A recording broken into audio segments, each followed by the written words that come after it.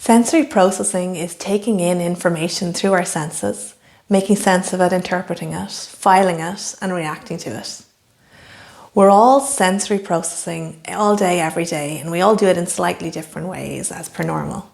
Think about how you react when you hear your name being called, smell rashers cooking, pull back the curtain, or trip over something. That's you sensory processing.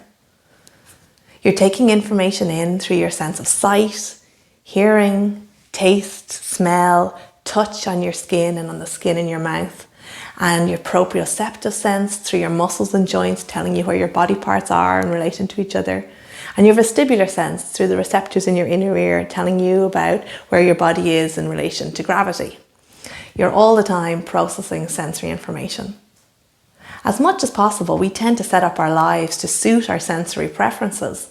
Our jobs, our leisure activities, our friends, our homes, how we spend our time tends to revolve around the things that make us feel good and match our sensory needs.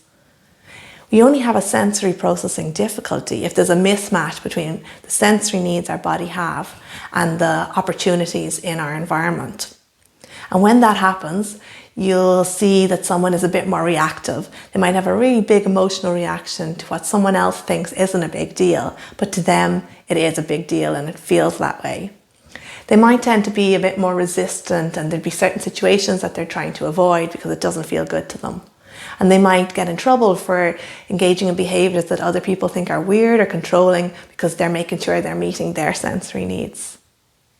Sensory needs are as real as every other physiological need.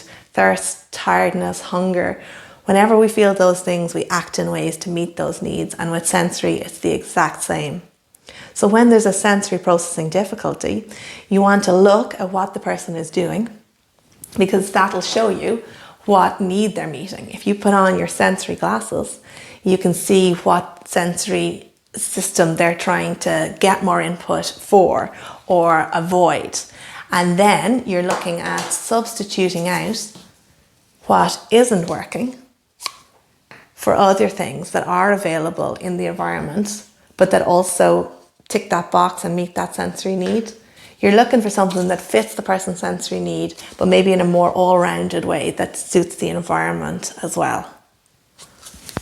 And you'll know it's working when it feels better to the person and it's something that they want to do themselves. So there's another few videos now on some of the different sensory systems. You can click on the ones that seem relevant to you, and then you can put on your sensory glasses and try some of the substituting of different activities and have some fun with it.